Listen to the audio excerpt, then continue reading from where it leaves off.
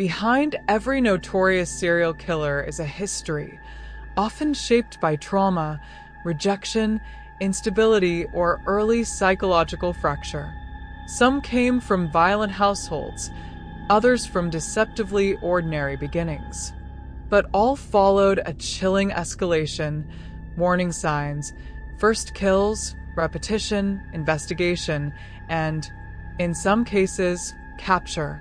Today, we explore the darkest origins of history's most infamous serial killers.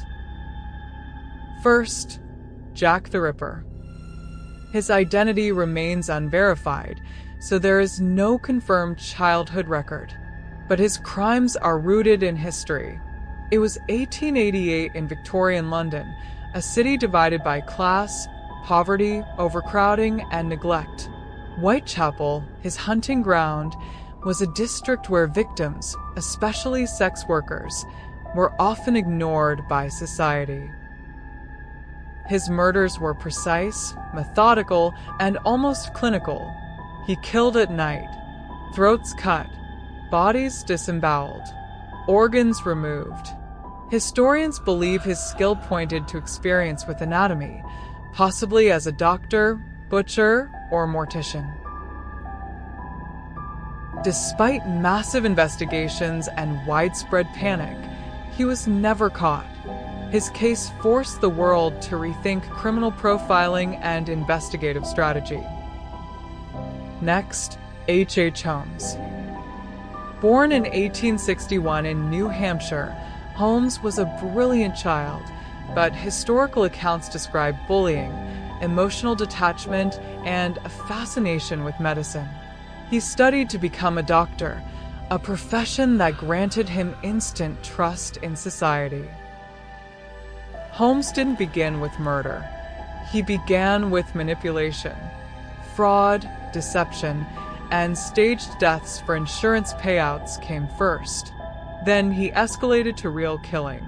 By 1893, during the Chicago World Fair, he built a hotel engineered for death, later known as the Murder Castle. It had soundproof rooms, gas lines, trapdoors, body chutes, and a basement furnace. A structure designed to deceive guests and destroy evidence. Holmes was first arrested for fraud, but investigators later uncovered human remains on his property. He confessed to 27 murders, though the real number is still debated. He was Yexi. Cute in 1896. Then came Ted Bundy. Born in 1946, his upbringing was tangled in stigma. He grew up believing his mother was his sister, and his grandparents posed as his parents to hide his illegitimate birth. His grandfather was historically documented as abusive and unstable. Bundy learned early that trust could be exploited. In the 1970s, he began abducting women across multiple U.S. states. His tactic was calculated: feign injury, appear harmless, lure sympathy, then strike. His killings escalated. They became more frequent, more violent, and more confident. In 1975, Bundy was pulled over by police.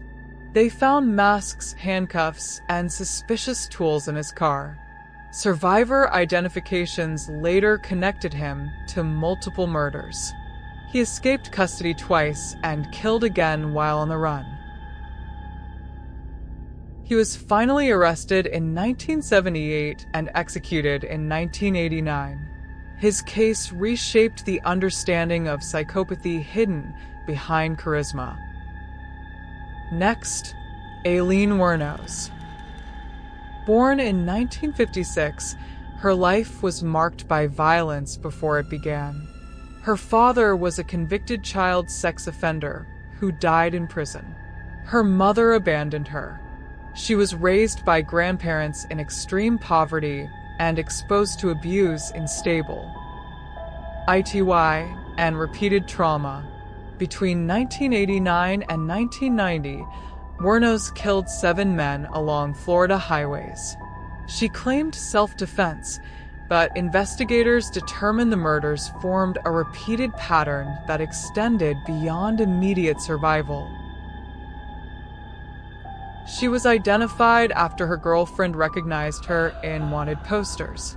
Wuornos was arrested in 1991 and executed in 2002. Her case sparked global discussions about trauma, gender, exploitation, and justice. Now, the Zodiac Killer. Northern California, late 1960s. A time of cultural revolution, public distrust in institutions, and rising media influence. Zodiac killed couples, then mailed letters and ciphers to newspapers, forcing police to communicate through the press in a historically new way. One cipher was cracked. Others remain unsolved. In one letter, he wrote slowly and deliberately, "I like killing people because it is so much fun." Zodiac was never identified, never caught, but his case changed forensic cryptography and media coordination forever. Finally, Jeffrey Dahmer. Born in 1960 in Ohio, Dahmer came from a middle-class home, but his childhood showed signs of isolation, emotional detachment, and family conflict. His first murder came in 1978, right after graduating high school. He escalated into targeting young men, often drugging victims before killing them.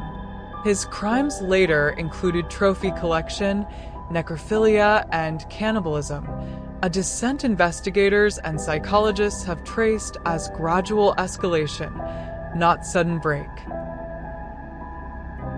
In 1991, a victim escaped and flagged down police. Inside Dahmer's apartment, officers found photographs, human remains, and evidence of repeated killing. He was sentenced to 15 life terms but was killed in prison in 1994. Each of these killers exposed the failures of their era: bias, forensic limitations, jurisdiction confusion, media amplification, and ignored warning signs. Their histories are terrifying, but they shaped the investigative systems that help stop killers today. If you want more deep historical true crime breakdowns, subscribe. Understanding the past helps us recognize the warning signs earlier.